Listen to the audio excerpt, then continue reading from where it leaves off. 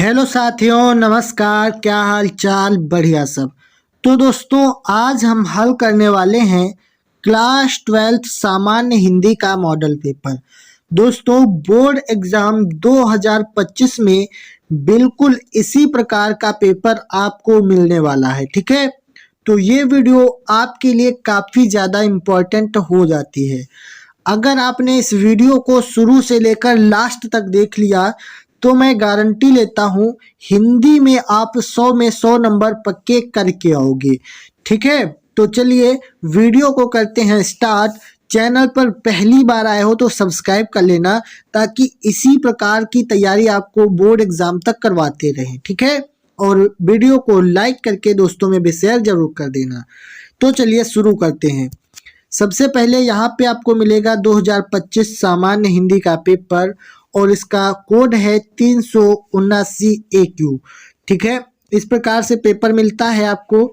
फिर यहाँ पे समय मिलेगा 3 घंटे 15 मिनट का, जिसमें से 15 मिनट परीक्षार्थियों को प्रश्न पत्र पढ़ने के लिए निर्धारित होते हैं। यानी टोटल आपको 3 घंटे समय मिलेगा लिखने के लिए। समझ गए? किसी को यहाँ तक कोई दिक्कत नहीं होनी चाहिए। ठीक है, फिर बढ़ते हैं, इसको हल करके बताते हैं कैसे आपको पेपर को हल करना है। ठीक है, तो खंड का में आपको मिलेंगे 10 बहुविकल्पीय प्रश्न, जिसमें से 5 गद्य खंड से मिलने वाले हैं और 5 पद्य खंड से। ठीक है, तो 10 को समझेंगे। चलिए शुरुआत करते हैं। क्वेश्चन नंबर 1 दिया गया है, गेहूं और गुलाब के लेखक हैं। ठीक है, गेहूं और गुलाब के लेखक कौन है? तो इस प्रकार से 4 ऑप्शन मिलते हैं।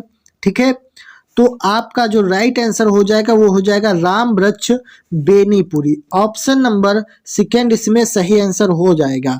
यानी गेहूं और गुलाब के लेखक राम वृक्ष बेनीपुरी जी हैं। ठीक है, तो आपको ये कमेंट करके बताना है कि 10 में से आप लोग कितने कर सकते हो। ठीक है, तो इस वीडियो को लास्ट तक देखिएगा, फिर आपको कमेंट करना है।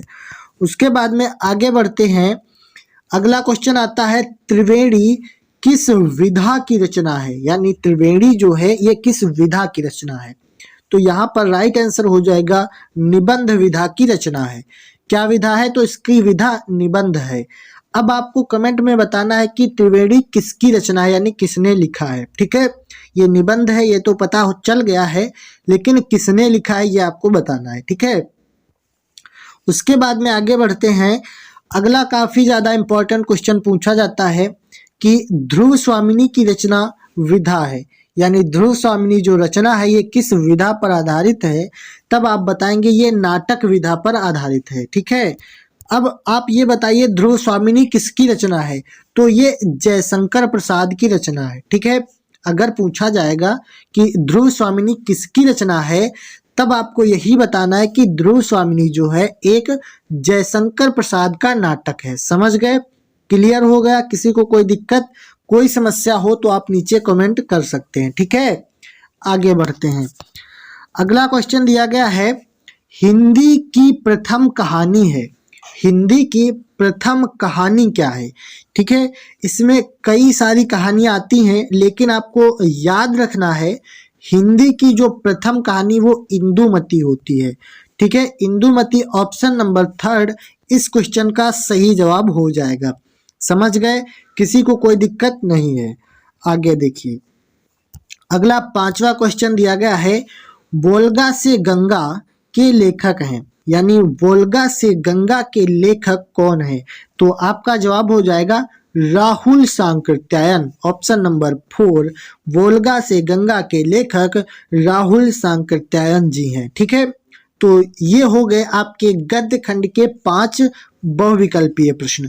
ठीक है, इसी प्रकार से अब आते हैं 5 पद्य खंड से बहुविकल्पीय प्रश्न।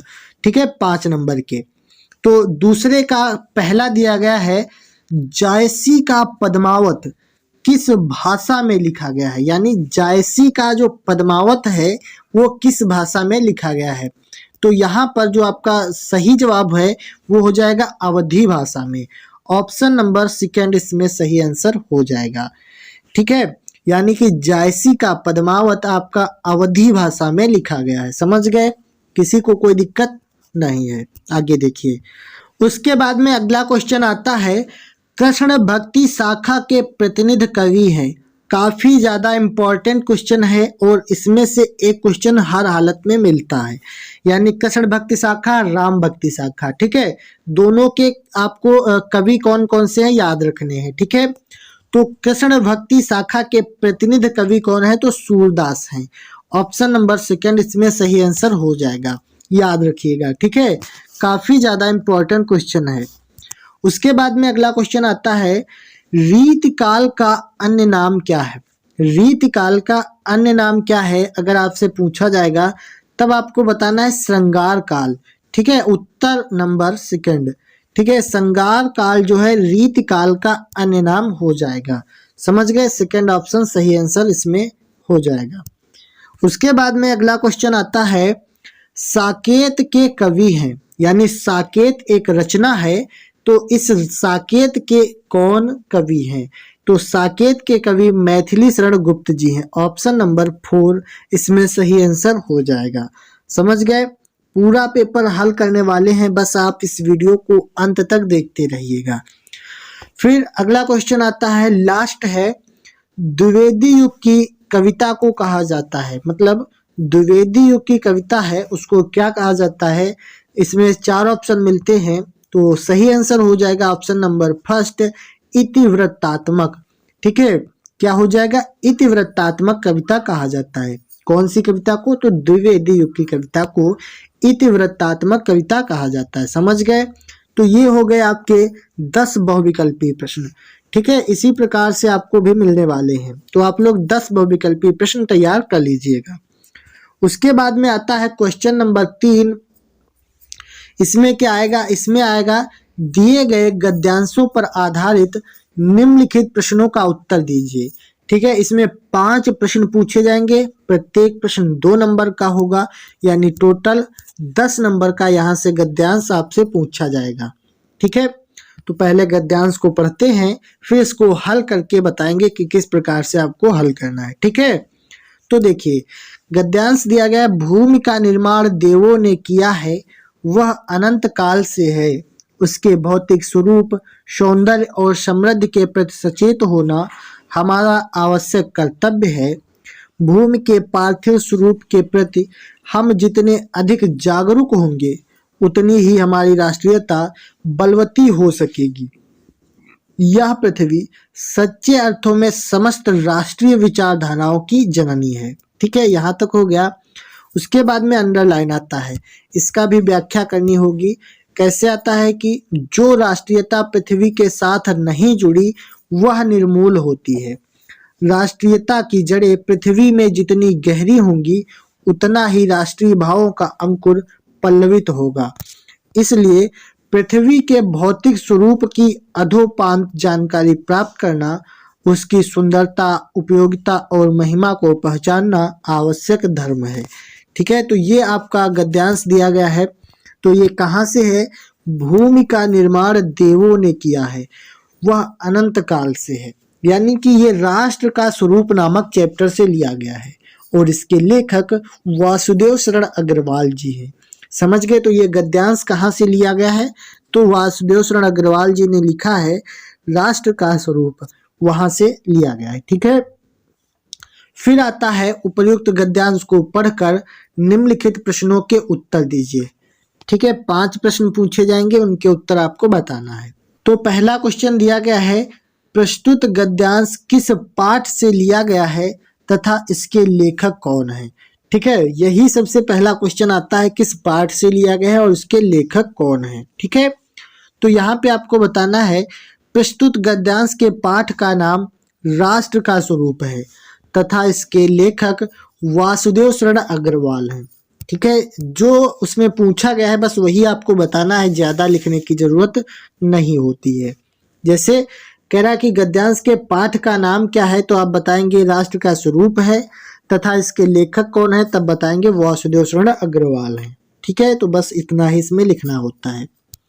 उसके बाद में अगला क्वेश्चन आता है, रेखांकित अंश की व्याख्या कीजिए। रेखांकित अंश कौन सा है, जो ये अंडरलाइन किया गया है, यानी जो राष्ट्रीयता पृथ्वी के साथ नहीं जुड़ी वह निर्मूल होती है, राष्ट्रीयता की जड़ें पृथ्वी में जितनी गहरी होंगी उतना ही राष्ट्रीय भावों का अंकुर पल्लवित होगा।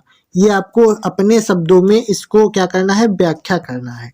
तो देखिए इसकी व्याख्या में लिखते हैं कि कवि कहना चाहता है कि किसी भी राष्ट्र की राष्ट्रीयता की जड़ें जितनी अधिक पृथ्वी से जुड़ी होंगी उस राष्ट्र की राष्ट्रीयता की भावनाओं का अंकुर यानी कि बीज उतना ही अधिक फूलेगा और फलेगा फूलेगा। ठीक है, कहने का अर्थ यह है कि यदि हमें अपनी जन्मभूमि से लगाव नहीं है, उसके प्रति प्रेम नहीं है, तो हमारे अंदर राष्ट्रीयता की भावना कभी भी दृढ़ नहीं हो सकती।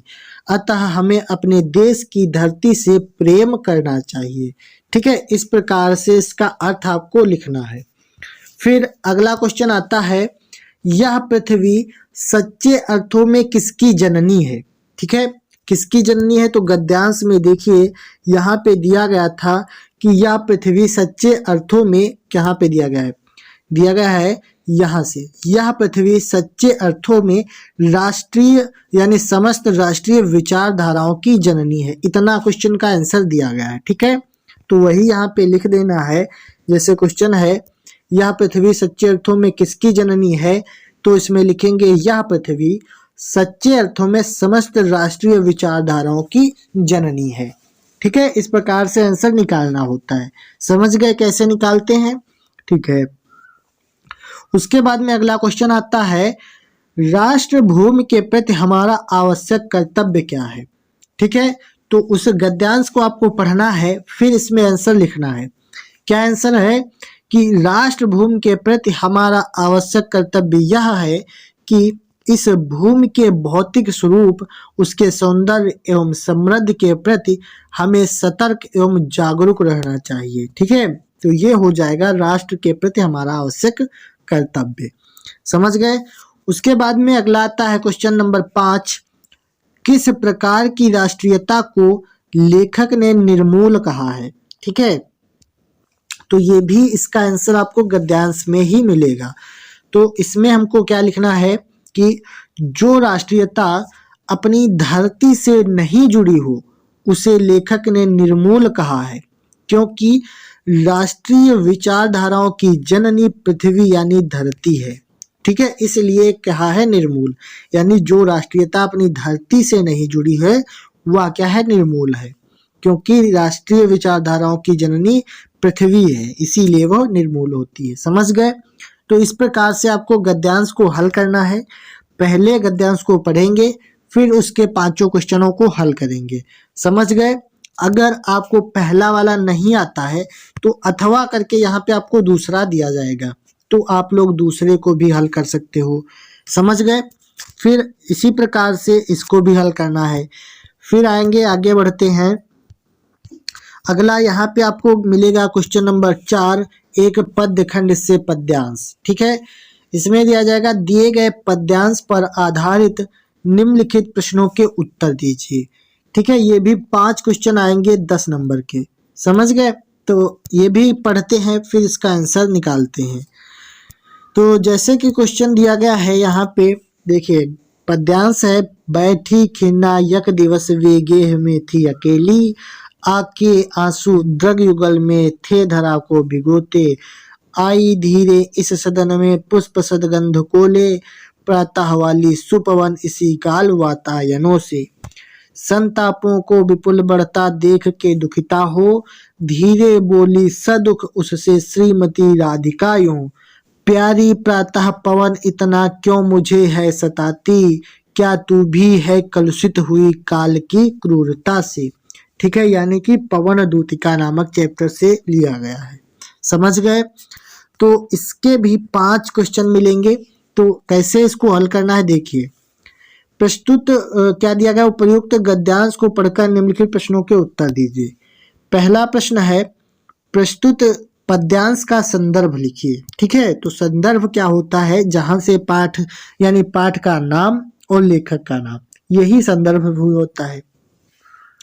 जैसे लिखना है, प्रस्तुत पद्यांश हमारी पाठ्य पुस्तक हिंदी के खंड काव्य से पवन दूतिका नामक पाठ से लिया गया है, जिसके रचयिता अयोध्या सिंह उपाध्याय हरिऔध जी हैं। यहाँ पे अयोध्या कर दीजिएगा, ठीक है, अयोध्या सिंह उपाध्याय हरिऔध जी हैं।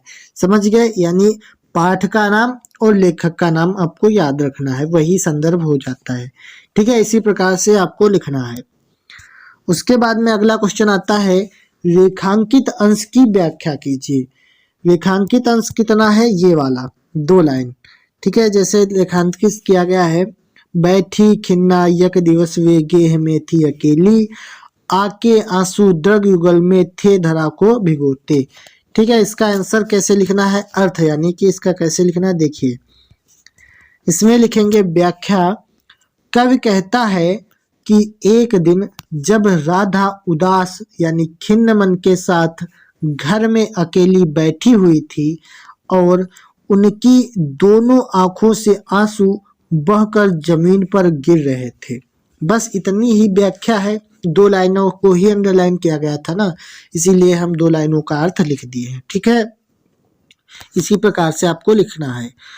उसके बाद में आगे देखते हैं, अगला क्वेश्चन आता है, प्रस्तुत पद्यांश में कवि राधा की किस स्थिति का वर्णन किया है, यानी कवि ने राधा की किस स्थिति का वर्णन किया है, ये बताना है। तो इसमें लिखते हैं, प्रस्तुत पद्यांश में कवि ने विरहावस्था के कारण दुखी नायिका यानी राधा का वर्णन किया है, जिसके नयनों से अश्रुओं की धारा बह रही है तथा मन को हर्षित एवं आनंदित करने वाली प्रातः कालीन पवन भी नायिका को दुखी करती है।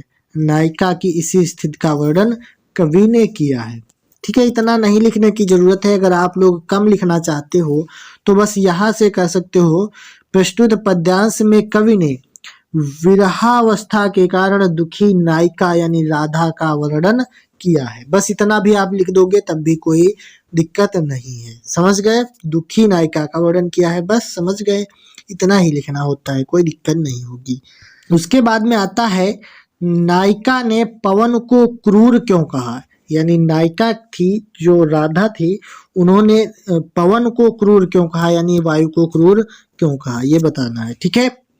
तो इसमें लिखते हैं, नायिका का मन खिन्न एवं उदास था, उसके नयन अश्रुओं से भरे हुए थे और नायिका की इस दैन्य दशा में प्रातःकालीन पवन जब सभी में उमंग एवं उत्साह का संचार कर रही थी, तब वह नायिका के लिए हृदय विदारक बनकर उसके दुख को बढ़ा रही थी, इसीलिए नायिका ने पवन को क्रूर कहा है। समझ गए। तो इस प्रकार से आप लोग लिखना चाहो तो लिख सकते हो, अगर इतना नहीं लिख सकते तो आप 2 लाइनों का भी आंसर निकाल के लिख सकते हो, कोई दिक्कत नहीं होगी, ठीक है। बस आपको लिख देना है उसमें। उसके बाद लास्ट क्वेश्चन आता है, प्रस्तुत पद्यांश की रस योजना पर प्रकाश डालिए, यानी इस पद्यांश में किस रस का उपयोग किया गया है, ठीक है। तो इसमें क्या लिखते हैं कि प्रस्तुत पद्यांश में वियोग श्रृंगार रस यानी है, इसमें क्या है, वियोग श्रृंगार रस है। इस पद्यांश में कवि ने नायिका की विरहावस्था का वर्णन किया है, समझ गए। तो इस प्रकार से गद्यांश और पद्यांश को हल किया जाता है। अगर आपको पहला नहीं आता है तो अथवा में एक दूसरा मिल जाएगा, आप उसको भी हल कर सकते हो, ठीक है।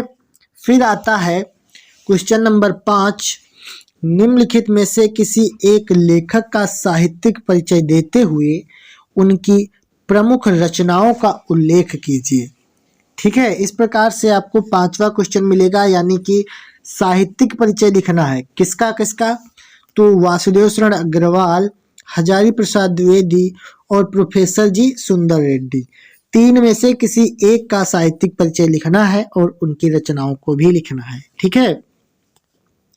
तो चलिए हम आपको वासुदेव शरण अग्रवाल जी का जीवन परिचय लिखते हैं, फिर बताते हैं। देखिए,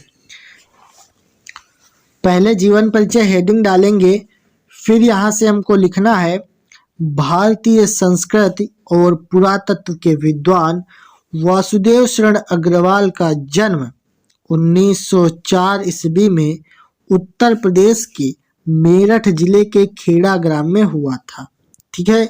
यानी कि वासुदेव शरण अग्रवाल का जन्म 1904 ईस्वी में उत्तर प्रदेश के मेरठ जिले के खेड़ा ग्राम में हुआ था। फिर काशी हिंदू विश्वविद्यालय से स्नातक करने के बाद उन्होंने लखनऊ विश्वविद्यालय से एमए, पीएचडी तथा डीलिट की उपाधि प्राप्त की। ठीक है। फिर उन्होंने पाली, संस्कृत, अंग्रेजी आदि भाषाओं एवं उनके साहित्य का गहन अध्ययन किया। अग्रवाल जी दिल्ली के राष्ट्रीय संग्रहालय के भी अध्यक्ष रहे। इनका वर्ष 1967 में स्वर्गवास हो गया था। ठीक है। तो इस प्रकार से इनका जीवन परिचय लिखना है। फिर क्या करेंगे, इनका साहित्यिक परिचय लिखेंगे। तो साहित्यिक परिचय है, इन्होंने कई ग्रंथों का संपादन व पाठ शोधन भी किया, जैसे जायसी के पद्मावत की संजीवनी व्याख्या और बाणभट्ट के हर्षचरित का सांस्कृतिक अध्ययन प्रस्तुत करके इन्होंने हिंदी साहित्य को गौरवान्वित किया। ठीक है, इस प्रकार से। फिर लिखेंगे पुरातत्व विशेषज्ञ डॉक्टर वासुदेव शरण अग्रवाल हिंदी साहित्य में पांडित्यपूर्ण एवं सुललित निबंधकार के रूप में प्रसिद्ध हैं। अपनी विवेचना पद्धति की मौलिकता एवं विचारशीलता के कारण वे सदैव स्मरणीय रहेंगे। ठीक है। तो ये है इनका साहित्यिक परिचय। साहित्यिक परिचय पहले आपको लिखना है इनका जीवन परिचय, फिर लिखेंगे साहित्यिक परिचय। समझ गए? तो साहित्यिक परिचय हो गया। फिर लिखते हैं इनकी रचनाएं। तो प्रमुख रचनाएं हेडिंग डालना है आपको। फिर आपको लिखना है, जैसे पहला है निबंध। निबंध इन्होंने कौन कौन से लिखे, तो पृथ्वी पुत्र, कल्पलता, कला और संस्कृति, भारत की एकता, माता भूमि, वाग्धारा। इस प्रकार से इन्होंने निबंध लिखे थे। फिर इनका है अगला शोध। शोध किया था इन्होंने पाणिनिकालीन भारत पे। ठीक है। तो ये हो गया इनका शोध। फिर आता है संपादन। तो संपादन में इन्होंने किया है जायसी कृत पद्मावत की संजीवनी व्याख्या और बाणभट्ट के हर्षचरित का सांस्कृतिक अध्ययन। इन दोनों ग्रंथों का इन्होंने क्या किया है, संपादन किया है। समझ गए? तो इस प्रकार से आपको लिखना है साहित्यिक परिचय, या फिर बोल सकते हो जीवन परिचय। ठीक है। अगर इस प्रकार से आप लिखोगे तो 5 में 5 नंबर पक्के हो जाएंगे, कोई दिक्कत नहीं है।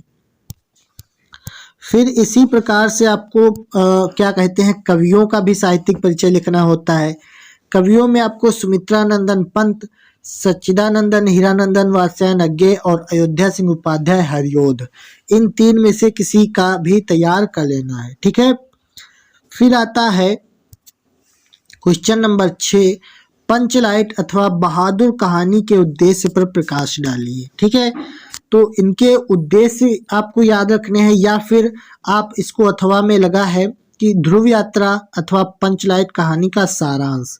अधिकतम शब्द सीमा 80 अंक होनी चाहिए, यानी 80 शब्दों में आपको लिखना है। या तो कहानी का सारांश लिखो या फिर कहानी का उद्देश्य लिखो, 2 में से कोई एक आपको करना है। ठीक है। तो 4 क्वेश्चन मिले, जैसे पंचलाइट, बहादुर, ध्रुव यात्रा, पंचलाइट। ठीक है। तो पंचलाइट इसमें मोस्ट इंपॉर्टेंट है। तो पंचलाइट का आप लोग सारांश और उद्देश्य याद कर लीजिए, बस इसी में काम हो जाएगा। समझ गए? ठीक है।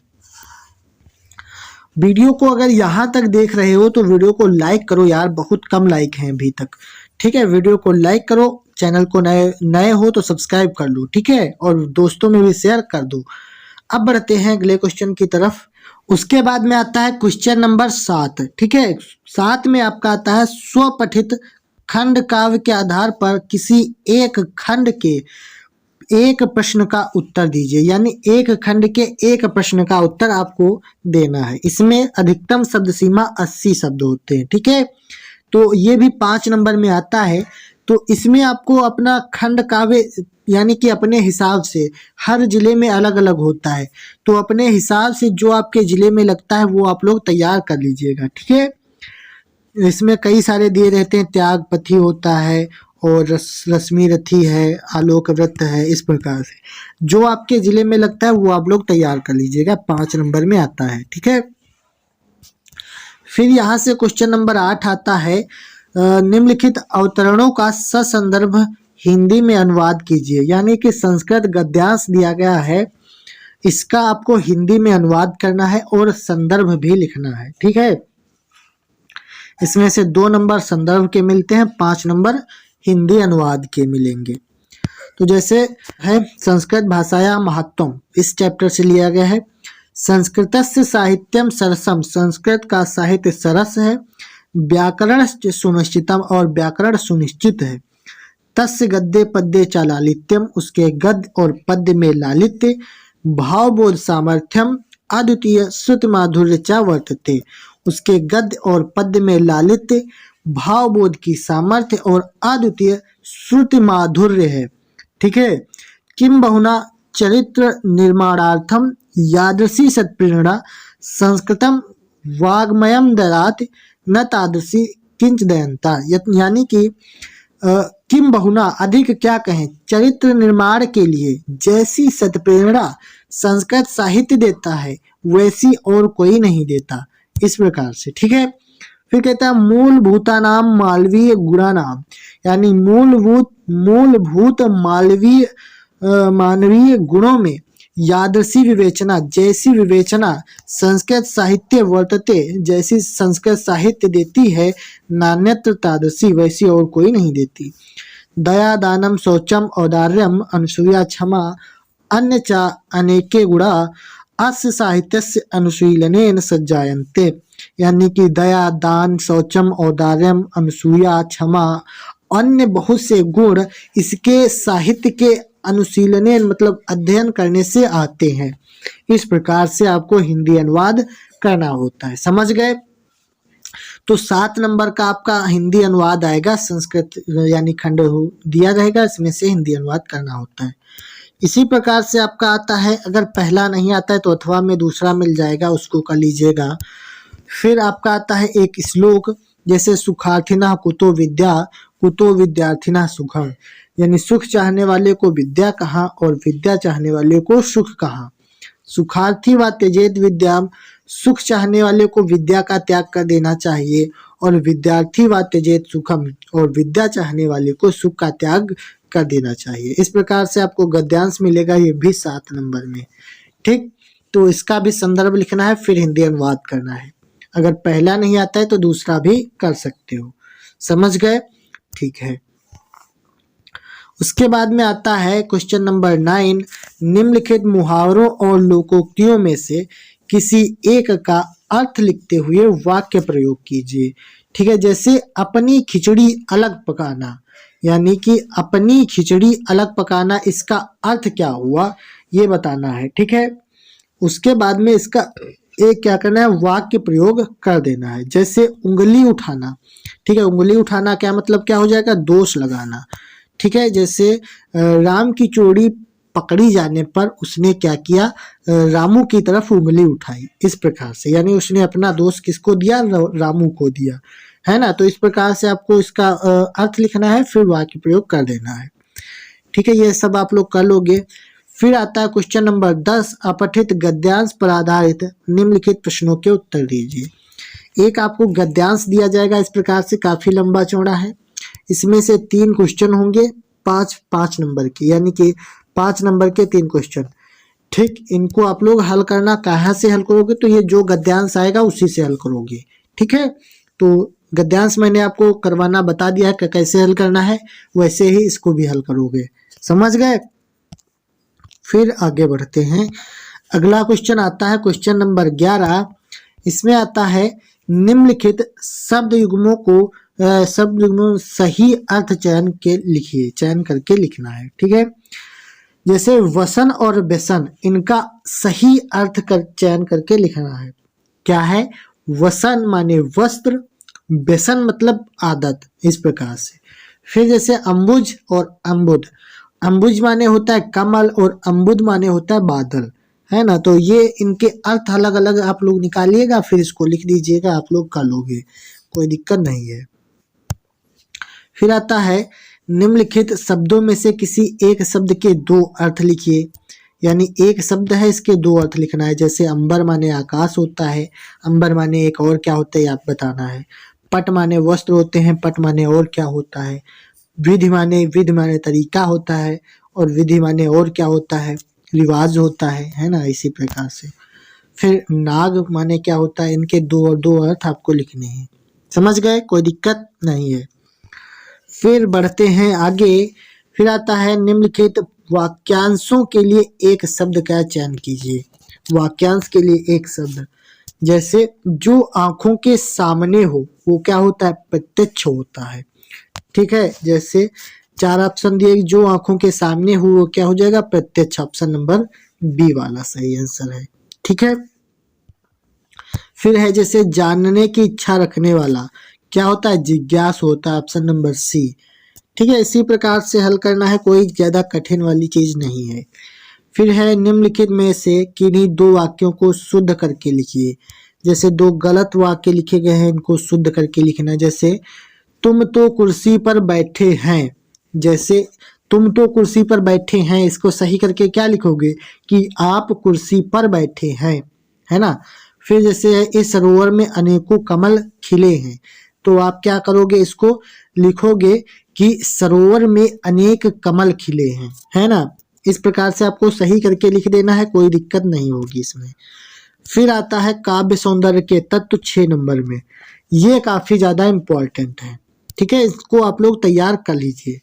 जैसे पहला है वीर रस अथवा हास्य रस का स्थायी भाव के साथ उदाहरण अथवा परिभाषा लिखिए। यानी कि हास्य रस और वीर रस का स्थायी भाव लिखना है, फिर इसका उदाहरण लिखना है या फिर परिभाषा लिखनी है। 2 नंबर यहाँ से मिलेंगे। ठीक है, इसी प्रकार से आता है श्लेष अथवा उत्प्रेक्षा अलंकार का लक्षण अथवा उदाहरण लिखिए। फिर है दोहा अथवा सोरठा छंद की मात्रा सही लक्षण अथवा उदाहरण लिखिए। तो रस, छंद और अलंकार ये आपको जरूर तैयार करने हैं, क्योंकि ये 6 नंबर में आपसे पूछे जाएंगे। ठीक है, फिर आता है मोस्ट इम्पॉर्टेंट, अपने क्या है, बैंक प्रबंधक को आवेदन पत्र लिखना है। जैसे दिया गया है बैंक में खाता खोलने के लिए बैंक प्रबंधक को आवेदन यानी प्रार्थना पत्र लिखिए या फिर आवेदन पत्र लिखिए।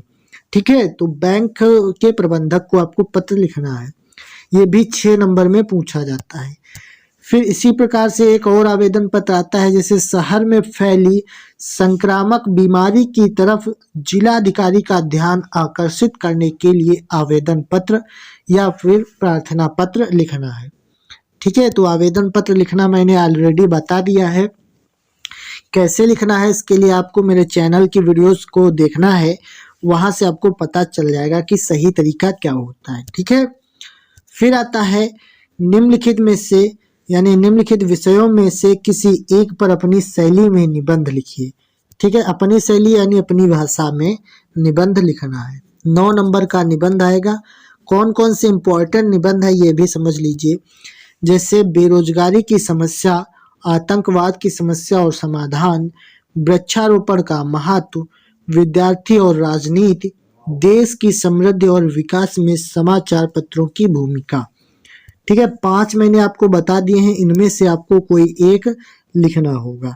समझ गए, तो इसमें से आपको एक लिखना है, तो कोई एक नहीं, इसमें 3-4 तैयार कर लीजिए, जो आए वो आप लोग लिख दीजिएगा। ठीक है, तो इस प्रकार से मैंने पूरा पेपर आपको दिखा दिया है, कैसा पेपर आने वाला है, आप लोग कैसे इसको हल करोगे ये भी आप लोग तरीका सीख लिए हैं। ठीक है, तो उम्मीद करते हैं वीडियो आपको अच्छी लगी है। अगर वीडियो जरा भी अच्छी लगी है तो लाइक कर दीजिए, चैनल पर नए हो तो सब्सक्राइब करके नोटिफिकेशन को ऑन कर लीजिए, ताकि लगातार इसी प्रकार से आपको तैयारी करवाते रहें।